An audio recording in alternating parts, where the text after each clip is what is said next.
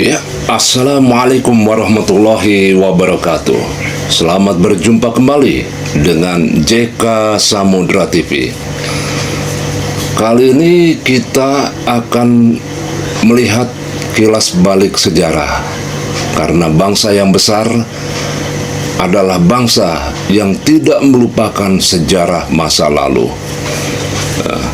Di sini kita bahas perjalanan partai politik di Indonesia setelah proklamasi 17 Agustus 1945 yang dibacakan oleh Presiden Soekarno dan Wakil Presiden Muhammad Hatta. PPKI atau Panitia Persiapan Kemerdekaan Indonesia secara mufakat mengangkat Presiden dan Wakil Presiden Indonesia, yaitu Soekarno dan Muhammad Hatta, sebagai kepala negara dan juga kepala pemerintahan. Presiden Soekarno pada waktu itu mulai tidak akan menyelenggarakan pemilu, yaitu pada tahun 1946. Penyelenggaraan pemilu belum bisa dilaksanakan karena berbagai faktor. Pada waktu itu terjadi kegentingan. Itu ditandai dengan maklumat X yang diterbitkan oleh Wakil Presiden Muhammad Hatta, bahwa Muhammad Hatta tidak setuju dengan partai tunggal. Partai yang dimaksud adalah pada waktu itu Presiden Soekarno sendiri yang mendirikan partai. Gagasan itu adalah sebuah gagasan demokrasi, dan Soekarno bisa menerima apa adanya. Kegentingan berikutnya adalah agresi militer Belanda kedua. Pasukan Belanda datang ke Indonesia. Secara de facto, kemerdekaan Indonesia diakui oleh Belanda, yaitu pada tahun 1949, tepatnya 27 Desember 1949. Itu ditandai dengan Konferensi Meja Bundar atau KMB di negara Belanda. Dan kala itu Belanda mengubah Republik Indonesia menjadi Republik Indonesia Serikat.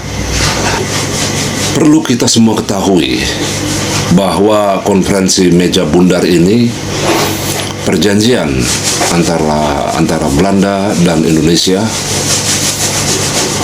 Belanda memberikan syarat, yaitu Republik Indonesia itu harus berubah menjadi Republik Indonesia Serikat.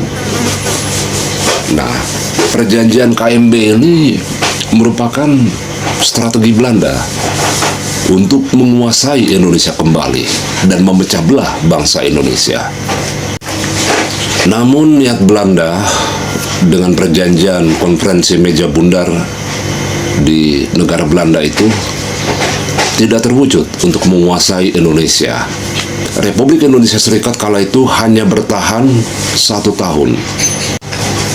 Itu ditandai dengan tahun 1952.